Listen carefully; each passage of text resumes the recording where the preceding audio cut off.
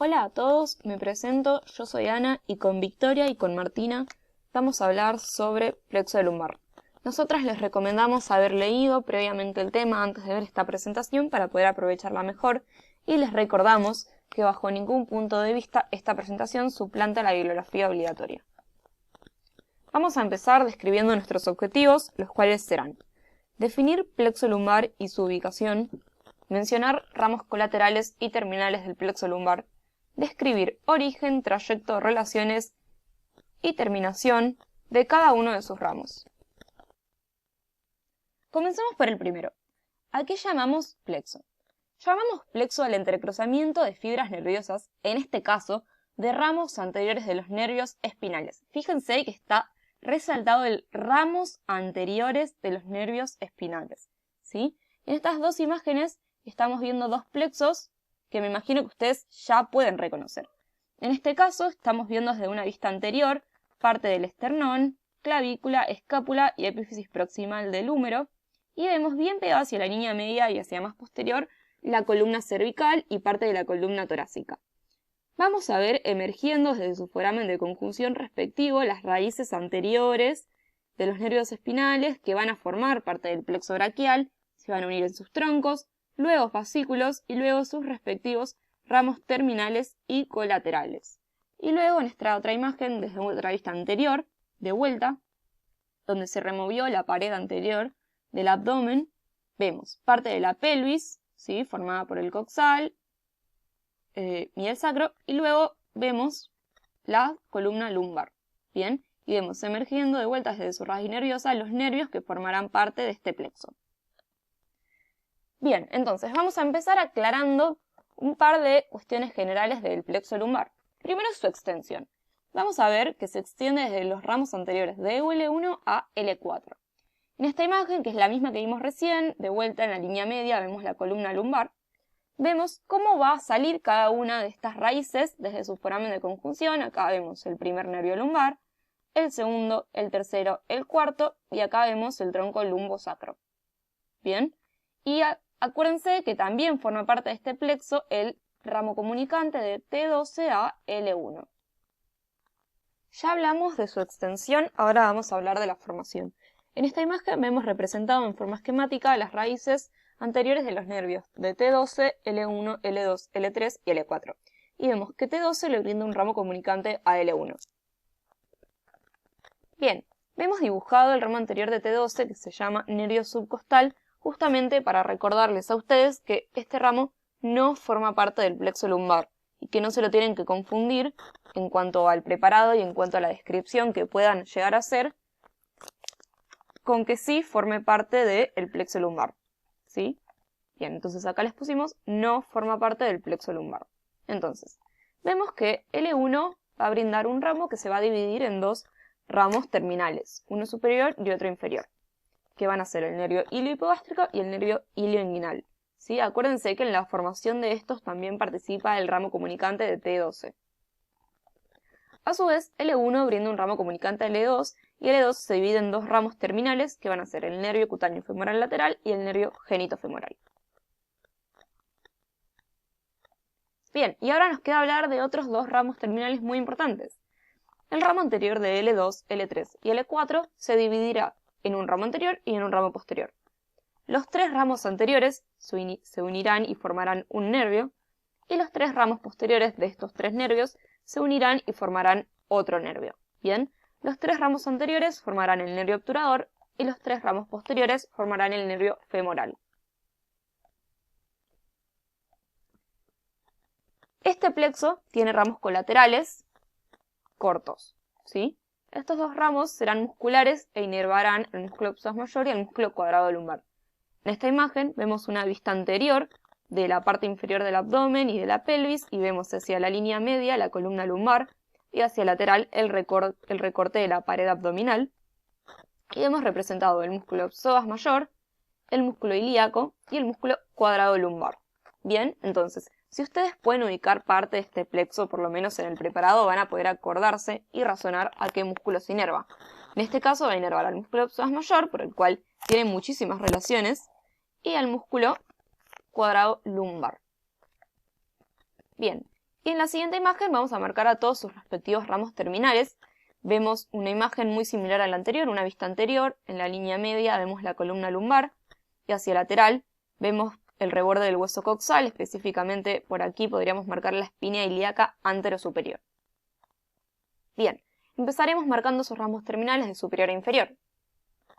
Identificaremos aquí el nervio iliohipogástrico, más inferior, el nervio ilioinguinal, y fíjense la relación que tienen con el músculo cuadrado lumbar. Luego podemos identificar acá el nervio cutáneo femoral lateral y cómo busca la espina ilíaca anterosuperior. Y luego podemos identificar acá el nervio génito-femoral. Bien, acá imagínense que si estuviese el psoas, este nervio lo estaría perforando. Bien, y por último marcaremos a los dos ramos que nos quedan. Acá podemos identificar el nervio femoral y más hacia medial podemos identificar al nervio obturador. En esta imagen vamos a volver a marcar a todos los ramos terminales del plexo lumbar. Vemos una vista anterior donde se removió la pared anterior del abdomen, se removieron las vísceras y podemos identificar los dos riñones, en la línea media los grandes vasos prevertebrales, luego podemos identificar el músculo psoas mayor, el músculo ilíaco y acá podemos identificar el músculo cuadrado lumbar. Bien, y vamos a volver a marcar estos ramos. Empezando de superior a inferior podemos identificar el nervio iliohipogástrico, el nervio ilioinguinal. Bien, fíjense los dos cómo tienen relación con el músculo cuadrado lumbar. Luego podemos marcar el nervio cutáneo femoral lateral, de este lado, y de este lado buscando la espina ilíaca anterosuperior. El nervio génito femoral, perforando al psoas, de posterior a anterior. Y podemos marcar también al nervio femoral, que se encuentra lateral al músculo psoas, discurriendo por el canal ilíaco. Y el nervio obturador, que se encuentra yendo a su conducto obturador. Por último vamos a describir la ubicación de este plexo. Vemos dos vistas anteriores de la parte inferior de un abdomen, la pelvis y la parte superior del muslo de una pelvis femenina y masculina, donde vemos por transparencia el coxal. ¿Sí? Bien, ahora lo que hicimos es sacamos la piel, sacamos el tejido adiposo y vemos todos los músculos abdominales del abdomen, que no tienen que saber para ahora, ¿sí? Pero está para que así se pueden ubicar mejor en el preparado. Abrimos esto, abrimos el peritoneo y acá vemos todas las vísceras abdominales, ¿sí? Bien, levantamos, retraemos estas vísceras y vamos a encontrarnos con el retroperitoneo, ¿sí? Los órganos pélvicos y vamos a poder ver nuestro plexo lumbar. Bien, o sea, todo eso tuvimos que hacer para poder verlo en el preparado. Soy Victoria Serrano y en esta parte de la presentación voy a desarrollar los primeros 4 ramos terminales que da el plexo lumbar. Comenzamos entonces con el nervio iliohipogástrico o también conocido en nómina anatómica como abdomen genital mayor. Repasamos su origen. Este nace del ramo anterior de L1 que recibe un ramo comunicante de T12. En esta imagen de preparado cadavérico podemos observar el trayecto que tiene el nervio iliohipogástrico antes de dar sus ramos terminales. Para orientarlos con la imagen, esto es superior, esto es inferior, esto es lateral y esto es medial.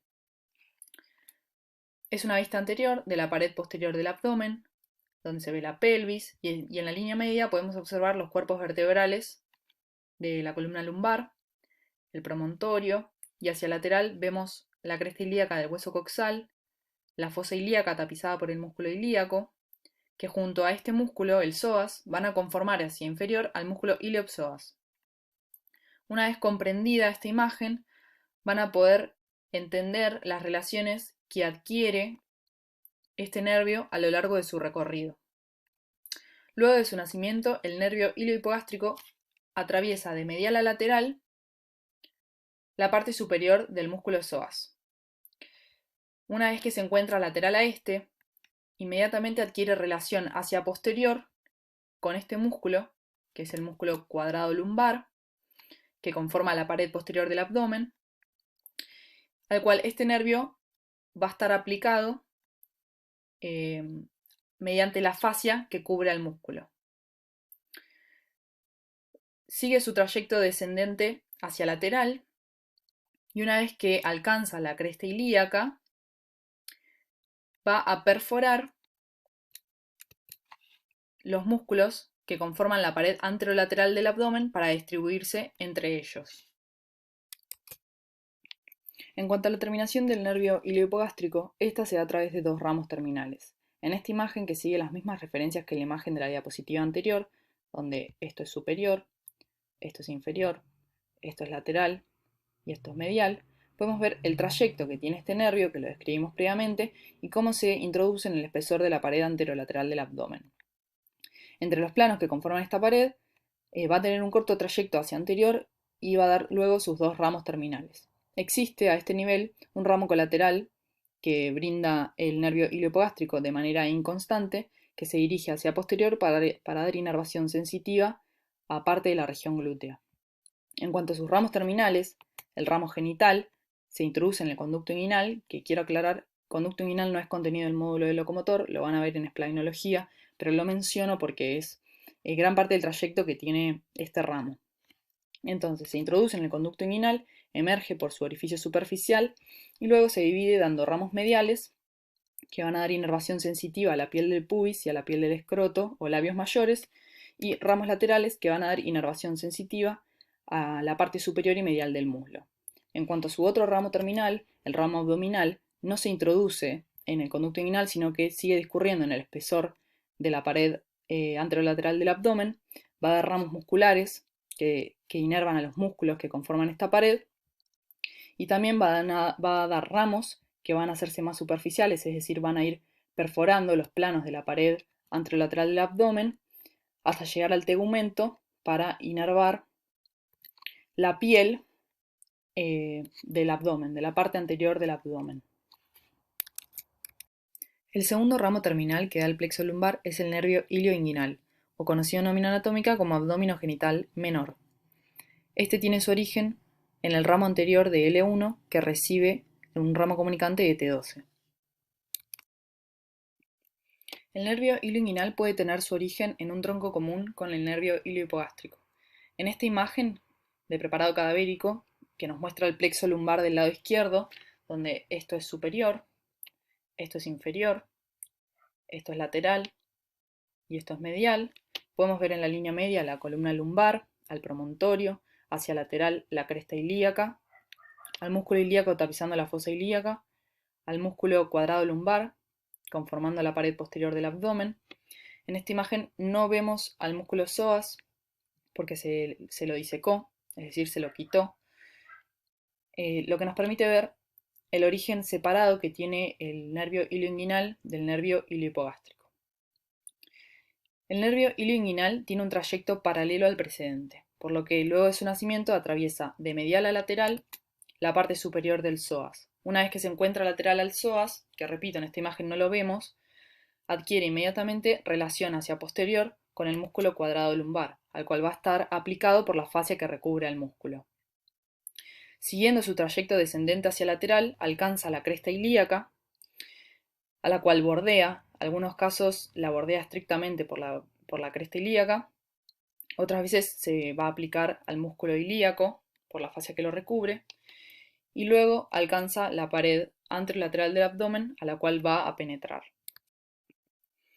La terminación del nervio ilioinguinal se va a dar a través de dos ramos terminales y va a ocurrir de manera muy similar a la terminación del nervio iliohipogástrico. En esta imagen, donde vemos el trayecto del nervio ilioinguinal, vemos cómo penetra en la pared anterolateral del abdomen, va a discurrir con un corto trayecto hacia anterior entre los planos que conforman esta pared y luego va a dar sus dos ramos terminales. El ramo genital, que al igual que el ramo genital del nervio iliohipogástrico va a penetrar por el conducto inguinal, va a emerger por su orificio superficial y va a dar inervación a la piel del pubis, a la piel del escroto o labios mayores. En cuanto a su otro ramo, el ramo abdominal, va a seguir discurriendo entre los planos de la pared anterolateral del abdomen, va a brindar ramos musculares para los músculos que conforman esta pared y luego va a dar ramos también que siguen perforando estos planos para hacerse más superficiales hasta que llegan al tegumento del abdomen y va a dar inervación sensitiva a la parte media de la piel del abdomen. De estos dos nervios que se describieron previamente, debo mencionar una relación muy importante que tienen, que es que se relacionan hacia anterior con la cara posterior del riñón, del lado respectivo. Es decir, en esta imagen podemos ver una vista posterior, es decir, vemos el dorso, donde se quitaron plano por plano estructuras como la piel, tejido celular subcutáneo, los músculos del dorso. Vemos acá el cuadrado lumbar desde posterior. Vemos al nervio iliohipogástrico, al nervio ilioinguinal, y cómo adquieren su relación hacia anterior, tanto del lado derecho como del lado izquierdo, adquieren su relación hacia anterior con la cara posterior del riñón. Entonces recuerden esta relación hacia anterior, los nervios iliohipogástrico e ilioinguinal tienen relación con la cara posterior del riñón del lado respectivo. El siguiente ramo terminal del plexo lumbar es el nervio cutáneo femoral lateral, o llamado en nómina anatómica femorocutáneo. Este tiene su origen en el ramo anterior de L2 que recibe un ramo comunicante de L1. En esta imagen podemos ver el trayecto que tiene el nervio cutáneo femoral lateral. Esta imagen, que sigue las mismas referencias que las imágenes con las que venimos trabajando, donde esto es superior, esto es inferior, esto es lateral y esto es medial, podemos ver al plexo lumbar del lado derecho. Entonces, el nervio cutáneo femoral lateral, luego de su nacimiento, adquiere una dirección descendente hacia lateral. Es decir, que va a atravesar al músculo psoas de medial a lateral, que en este caso, en esta imagen, no vemos al músculo psoas porque lo disecaron, lo que nos permite ver la relación que adquiere con la parte más inferior del músculo cuadrado lumbar. Voy a cambiar la imagen para que vean cómo el nervio cutáneo femoral lateral pasa a ubicarse lateral al músculo psoas. Entonces, en esta imagen que ya la vieron antes, donde esto es superior, esto es inferior, esto es lateral y esto es medial, vemos, a diferencia del anterior, al músculo psoas y cómo el nervio cutáneo femoral lateral, que luego de atravesarlo, de atravesar la parte posterior del músculo psoas, pasa a ubicarse sobre el borde lateral del músculo. Entonces, el nervio cutáneo femoral lateral cruza la cresta ilíaca y sigue descendiendo para aplicarse al músculo ilíaco mediante la fascia que recubre al músculo hasta alcanzar el borde anterior del hueso coxal. Una vez que alcanza el borde anterior del hueso coxal, penetra por la laguna muscular del espacio subinguinal, específicamente por la escotadura innominada que se encuentra delimitada entre las dos espinas ilíacas anteriores, y una vez que llega al muslo, va a cruzar anterior al músculo sartorio, que vemos su relieve, va a cruzar el músculo sartorio en un desdoblamiento de la fascia lata y luego va a hacerse superficial.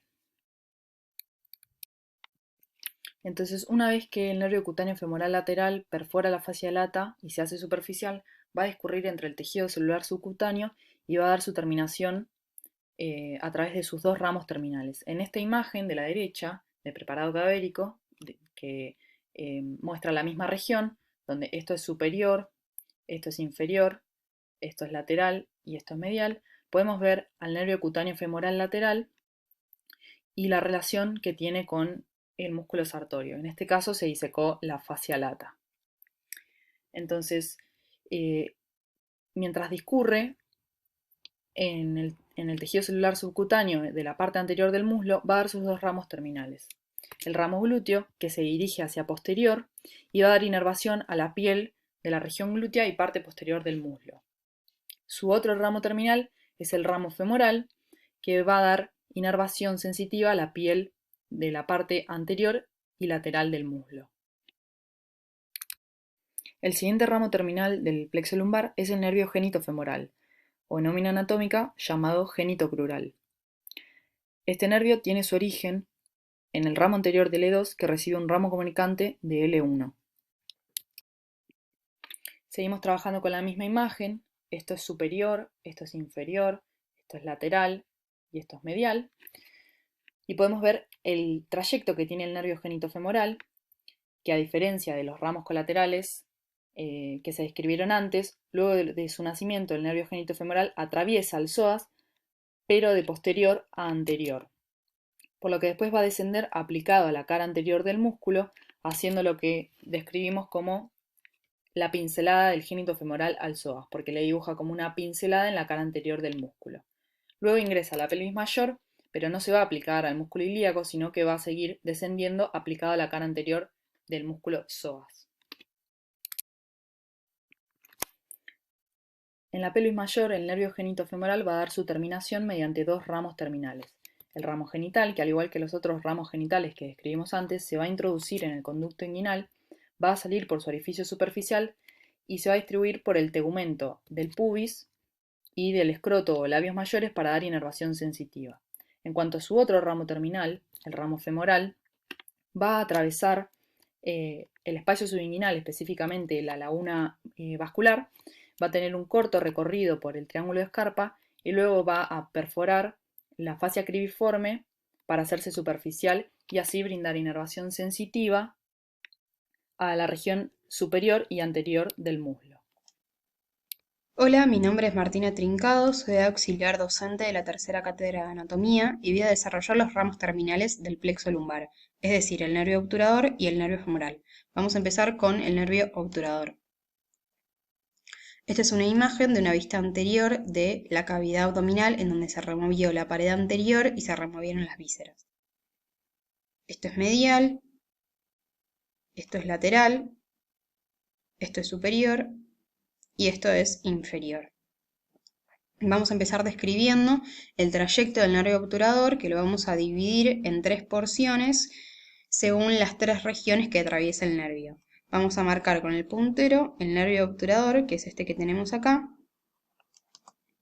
La primera porción de su trayecto va a estar en relación con la pelvis mayor o falsa. El nervio va a emerger del borde medial de este músculo, que es el psoas mayor, e inmediatamente va a ingresar en este espacio topográfico que estamos marcando, que es la fosita iliolumbar. El límite medial de este espacio es el cuerpo de L5, el límite lateral es el músculo psoas mayor y el límite posterior es el ala del sacro. En este espacio topográfico, el nervio obturador está acompañado del tronco lumbosacro y de la arteria iliolumbar. Esta es una imagen de un corte sagital de la pelvis menor. Estamos viendo una vista medial de este corte sagital, en la que esto es posterior, esto es inferior, este es anterior y esto es superior.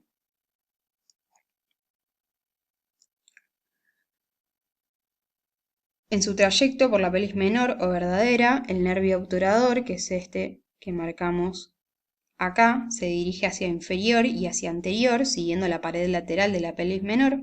Es inferior a este accidente óseo, que es la línea arqueada, que es un accidente óseo del coxal. Y es posterior y medial a estos vasos, que son los vasos ilíacos externos. Va a estar aplicado a la fascia de este músculo, que es el músculo obturador interno. La última porción del trayecto de este nervio está en relación con el conducto obturador. En este espacio topográfico, el nervio obturador va a estar acompañado de la vena y de la arteria obturatrices y es superior y anterior a estas dos estructuras. Este espacio topográfico está limitado hacia inferior por la membrana obturatriz y la cintilla púbica y hacia superior por el surco obturador. Vamos a continuar describiendo la terminación del nervio obturador. Este nervio da sus ramos terminales en el interior del conducto obturador. Estos ramos son el ramo anterior o superficial y el ramo posterior o profundo. Esta es una imagen de una vista anterior del muslo, en la que hacia superior y medial tenemos la sínfisis púbica, hacia medial al músculo grácil y hacia lateral el músculo cuádriceps. Estos que estamos marcando acá con el puntero son los dos ramos terminales del nervio obturador. Este es el ramo anterior o superficial y este es el ramo posterior o profundo. Vamos a empezar describiendo el trayecto y los ramos colaterales que proporciona el ramo anterior o superficial del nervio obturador. Vamos a dividir el trayecto de este nervio en 3 tercios, dependiendo de los músculos del muslo con los cuales se relacionan. En amarillo tenemos marcado al ramo anterior y vamos a ver que en su tercio superior se va a ubicar anterior a este músculo, que es el obturador externo. Vemos que no perfora a este músculo y se ubica posterior a este músculo, que es el pectíneo. En su tercio medio va a relacionarse hacia anterior con este músculo, que es el aductor largo, y hacia posterior con el aductor corto. Y en su tercio inferior es anterior al aductor mayor y posterior al aductor largo. Este ramo va a proporcionar ramos musculares para el aductor largo, para el aductor corto, para el grácil y puede dar o no un ramo inconstante para el pectíneo. Y después va a dar ramos cutáneos que van a inervar sensitivamente la cara medial del muslo.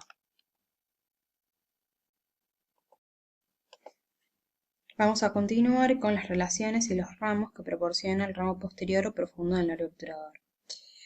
Este nervio perfora al músculo obturador externo y una vez que lo perfora se ubica posterior a el músculo pectíneo. Luego se va a ubicar posterior al músculo aductor corto y anterior al músculo aductor mayor. Los ramos colaterales que da son un ramo muscular para la porción lateral del músculo aductor mayor y da ramos articulares para la articulación de la cadera y de la rodilla. Por último vamos a repasar la inervación motora que da el nervio obturador. Esta es una imagen de una vista anterior de la articulación de la cadera. Hacia superior tenemos el coxal, hacia inferior y lateral el fémur. Acá vemos a los dos ramos terminales del nervio obturador, el ramo anterior y el ramo posterior. Bueno, los músculos que va a inervar el nervio obturador van a ser el músculo obturador externo, que es este que vemos en esta imagen. Esta es una imagen de una vista anterior del muslo, en la que hacia superior tenemos a los vasos femorales y el nervio femoral, hacia medial el músculo grácil y hacia lateral el músculo cuádriceps.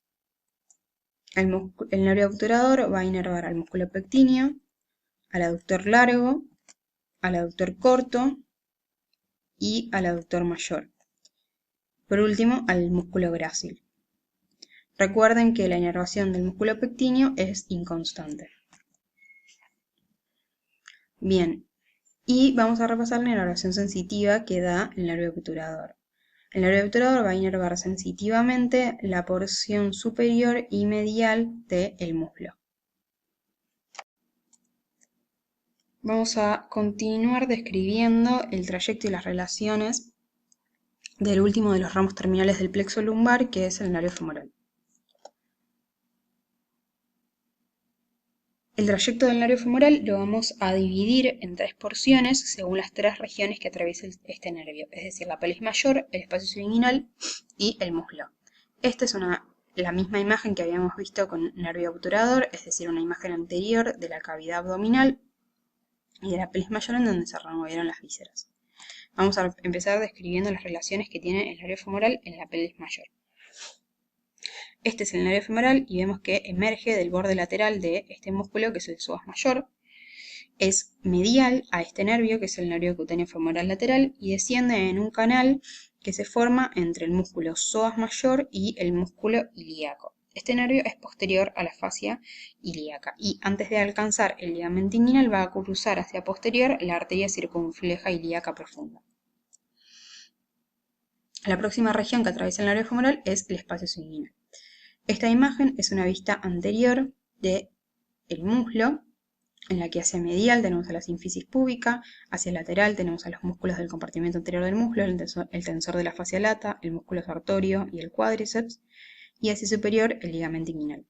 Acá vemos la última porción del recorrido del nervio femoral en la pelvis mayor y vemos lo que decíamos antes que atraviesa hacia posterior a la arteria circunfleja ilíaca profunda. Cuando el nervio se sitúa posterior al ligamento inguinal, ahí es donde se encuentra en el espacio subinguinal. El espacio subinguinal es un espacio comprendido entre el ligamento inguinal y el borde anterior del coxal, que lo verán en el próximo TP. El nervio femoral se va a ubicar específicamente en la laguna muscular del espacio subinguinal y se va a situar anteromedial al músculo iliopsoas, que es este músculo, y medial al nervio cutáneo femoral lateral, que es este nervio. Y la relación que va a tener con los vasos femorales, que son estos que están acá, es hacia lateral. La última región que va a atravesar el nervio femoral es el muslo, específicamente el triángulo femoral. Este que está acá es el nervio femoral, que ya está dando todos sus ramos terminales.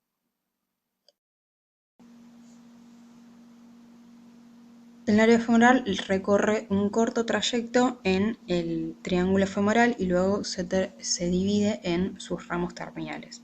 Esta es una imagen que ya vimos de una vista anterior del compartimiento anterior del músculo. Esto es medial, superior, lateral e inferior.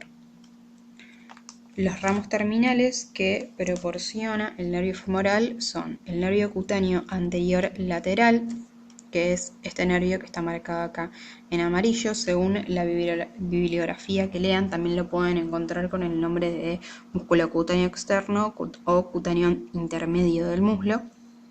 Este nervio se dirige hacia lateral y hacia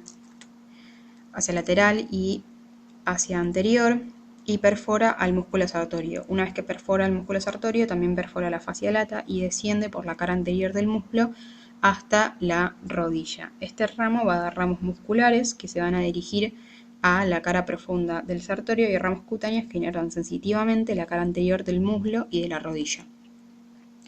El próximo ramo terminal es el nervio cutáneo anterior medial, que también, según la bibliografía que lean, lo pueden encontrar como músculo cutáneo o cutáneo interno del muslo. Este ramo tiene un trayecto y relaciones similares al ramo anterior que describimos, es decir, se dirige hacia lateral y hacia anterior, perfora el músculo sartorio y desciende por la cara anterior del muslo hacia la rodilla. Va a dar ramos musculares que van a estar destinados para el músculo pectíneo, que es este que está acá, para el músculo aductor largo, este que está cortado, y el aductor corto. Y después va a dar ramos cutáneos que inervan sensitivamente la cara medial de la rodilla. Los próximos ramos son todos ramos motores que van a estar destinados a cada una de las cabezas del cuádriceps femoral. Es decir, va a haber un nervio para el recto femoral, que es este músculo que está acá, para el vasto lateral, que es este músculo que está acá, para el vasto medial, este músculo, y para el vasto intermedio. El último nervio va a ser el nervio safeno, que este nervio desciende por todo el triángulo femoral en relación con los vasos femorales. También, según la bibliografía que lean, lo pueden encontrar con el nombre de safeno interno. Y las ramas colaterales que va a dar son ramas articulares para la articulación de la rodilla y ramos cutáneos que inervan sensitivamente la cara medial de la rodilla. Esta es una vista anterior de todo el miembro inferior en la que vemos todo el contenido superficial, es decir, venas y nervios.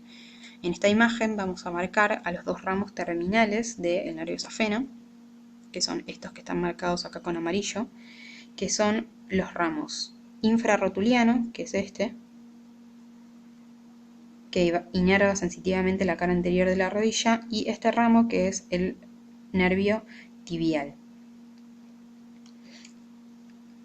El nervio tibial va a dar ramos articulares para la articulación talocrural y ramos cutáneos que inervan sensitivamente la cara medial de la pierna y que inervan sensitivamente el borde medial del pie. hasta la raíz del hallux. Vamos a repasar la inervación motora que proporciona el nervio femoral a los músculos del muslo y de la región glútea. Esta es una vista anterior del muslo, en la que hacia superior tenemos al músculo psoas mayor, hacia medial la sínfisis púbica, hacia inferior la articulación de la rodilla y hacia lateral el vasto lateral y el músculo tensor de la fascia lata. Entonces el nervio femoral va a dar inervación al músculo iliopsoas, al músculo sartorio, al cuádriceps, al músculo pectíneo, al aductor largo. En esta imagen se removió el aductor largo, el músculo sartorio y el recto femoral para poder marcar al último músculo que inerva el nervio femoral, que es el aductor corto. Por último, vamos a hablar de la inervación sensitiva que el nervio femoral proporciona a la piel del muslo. Tenemos dos imágenes, una imagen de una vista anterior del miembro inferior, en la que esto es inferior, esto es superior, esto es medial y esto es lateral, y una imagen de una vista anterior del muslo. Hacia superior tenemos el ligamento inguinal, hacia medial el músculo grácil, hacia inferior la rodilla y hacia lateral el músculo tensor de la fascia lata. El nervio femoral va a proporcionar inervación sensitiva a la cara anterior del muslo y a la cara anterior de la rodilla. Como conclusiones, vamos a decir que llamamos plexo al entrecruzamiento de los ramos anteriores de los nervios espinales. El plexo lumbar se extiende entre las raíces lumbares de L1 a L4, proporcionando ramos colaterales y terminales. Y este plexo, a través de sus ramos colaterales y terminales, proporciona inervación motora y sensitiva al muslo, región glútea y pelvis mayor.